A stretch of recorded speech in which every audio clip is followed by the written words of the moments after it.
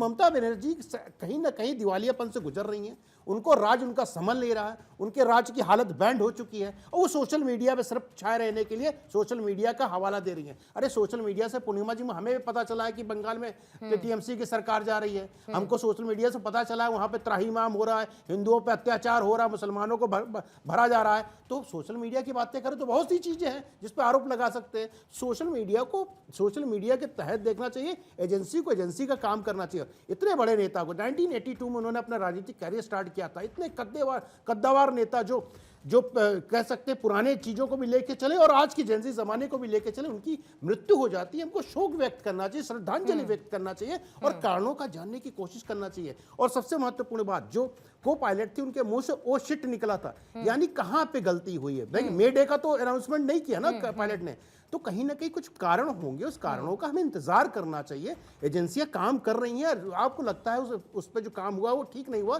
तो कृपया करके कोर्ट जाइए। आप कोर्ट क्यों नहीं गए? राजशेखर रेड्डी साहब नेता नहीं थे? माधव सिंधिया साहब नेता नहीं थे क्या? संजय गांधी हमारे देश के नेता नहीं थे? सुभाष चंद्र बोस हमारे नेता नहीं थे क्या? उस पर आप लोग को कोई मुंह पे दही जम जाती है। लेकिन समस्या क्या है, भारतीय जनता पार्टी पर आरोप लगाना। अरे भाई, उनके रहने या न रहना वो अलग विषय, उनका अपना व्यक्तिगत विषय हो सकता था, वो राजनीतिक पार्टी के नेता हैं, वो अपनी चॉइस है उनकी। लेकिन ये बोल देना कि हत्या कराई गई, बड़ा ये दर्शाता है कि आपकी राजनीति एक तरफ, लेकिन ऐसे मौकों पर ऐसी दुख की घड़ी में अवसरवादिता दिखाना ये अपने आप में मतलब नहीं होना चाहिए, तो नहीं होना चाहिए। मैं आपका जवाब लूंगी हक साहब, लेकिन उससे पहले राकेश शेट्टी साहब, ममता बनर्जी ने साजिश की बात कह दी। मैं सीधा सवाल पूछती हूं कि क्या कांग्रेस इस बयान से सहमत है, या कांग्रेस को लगता है कि इस तरीके का बयान ममता बनर्जी को नहीं देना चाहिए था? और दूसरा, जांच की बात तो हो रही है ना, जांच शुरू भी हो चुकी है, तो उससे पहले शक जाहिर करना ये संवेदना से ज्यादा क्या राजनीति नजर नहीं आती?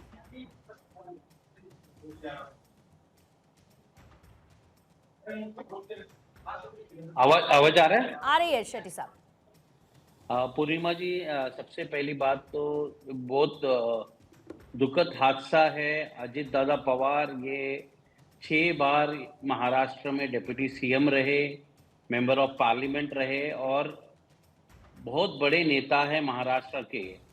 और आज हम सब दुखी है क्योंकि बहुत अच्छा नेता हमारे बीच में से चला गया और बहुत लंबी पारी इनको खेलना था। और जैसे आप जानते हैं कि जब कांग्रेस और एनसीपी साथ में रहे तो बहुत लंबे काल तक ये डिप्टी सीएम रहे। हमें इनके पास जाकर हमारी जो समस्या थी वो काम करने का अनुभव है इनके साथ, क्योंकि कोई भी काम को वो इनका एक बहुत अच्छी क्वालिटी थी कि काम अगर वो कर पाए तो वो बोलते थे हाँ मैं करूंगा। अगर उनको पता है कि ये काम दायरे में नहीं बैठता है और नहीं कर पाएंगे तो तुरंत वो बता देंगे। तो उनकी एक छवि पूरे महाराष्ट्र में बहुत अच्छी थी और सुबह 7 बजे तैयार होकर वो कार्यकर्ता से मिलते थे और लाखों करोड़ों लोगों का काम उन्होंने महाराष्ट्र में किया। ऐसे नेता हमारे बीच नहीं है और ये बहुत दुख की बात है। और आज आपने ये डिबेट पे बुलाया जबकि हमारा किसी का भी मन नहीं है कि आज हम कोई और बात करें, मगर जैसे प्रश्न आपने उठाया, ये वीएसआर एविएशन कंपनी की प्लेन थी जिसपे वो सवार थे और यही एविएशन कंपनी की पिछले 2.5 साल पहले मुंबई एयरपोर्ट पे भी एक क्रैश हुआ। इनका प्राइवेट जेट ही चलाते हैं, इनका फ्लीट है, करीबन 15 साल का एक्सपीरियंस है, 18 प्लेन्स है इनके पास। और 2023 में भी एक प्लेन क्रैश हुआ था इनका। और एयर एविएशन शेट्टी साहब, understanding all your concerns and feelings, लेकिन टीएमसी ने जो कहा उस पर आपने अपने विचार व्यक्त नहीं किए। नहीं, टीएमसी के साथ तो मतलब हमारा जो भी है इसमें कोई डाउट करना मुझे लगता है ठीक नहीं है। कोई भी पार्टी हो, बीजेपी के ऊपर भी वो जो आरोप लगा रहे, डाउट करे, ये वो समय ही नहीं है और नहीं करना चाहिए और इस पे राजनीति बिल्कुल नहीं करना चाहिए। जो व्यक्तित्व अजित पवार है और उनके बारे में ऐसी बात करना या इस पे कोई कॉन्स्पिरेसी सोचने से परे है और मुझे नहीं लगता कोई पॉलिटिकल पार्टी ऐसी काम कर सकती। ठीक है।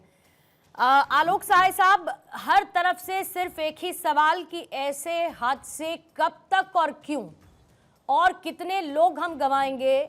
हम इससे पहले इतने लोगों को खो चुके हैं ऐसे विमान हादसों में, ये विमान हादसे रुकेंगे कैसे, कब, कहां पर नेग्लिजेंस हो रहा है, इस पर तो पहुंचना पड़ेगा, इसकी तह पर पहुंचना पड़ेगा, तब जाके पुनरावृत्ति ना हो ऐसे हादसों की, हम वहां पहुंच पाएंगे।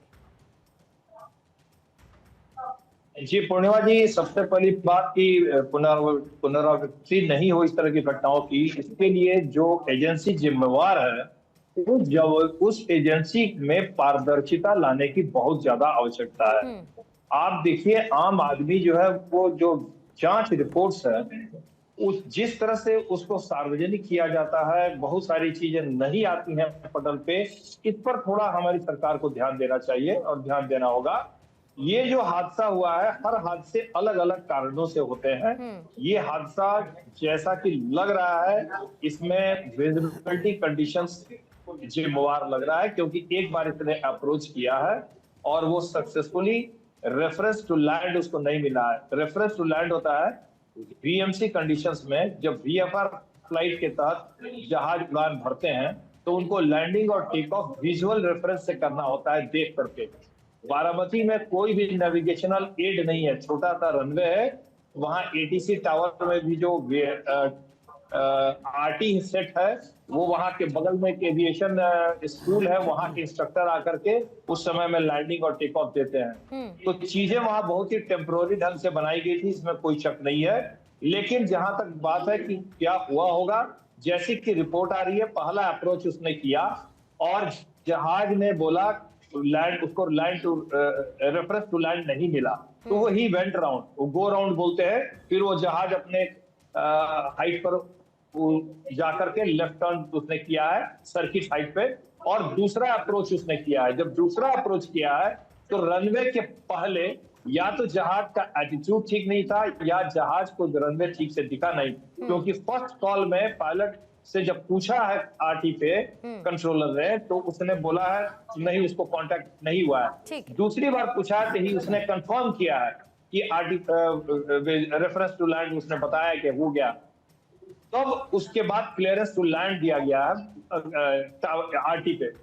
जो क्लियरेंस टू लैंड दिया गया है उसका रिपीट होना मैंडेटरी होता है। जो लैंडिंग क्लियरेंस या टेक ऑफ क्लियरेंस के कुछ कॉल्स होते हैं जिसको मैंडेटरीली रिपीट करना पड़ता है दूसरी पार्टी को, तो पायलट का वो रिपीट कॉल नहीं आया है, वो repeat call clear to land नहीं आया है। तो इससे साफ पता चलता है कि विजिबिलिटी कंडीशंस काफी मार्जिनलाइज्ड थे। जैसा कि रिपोर्ट आ रही है कि रिपोर्टेड विजिबिलिटी 3000 मीटर्स थी वहां पे।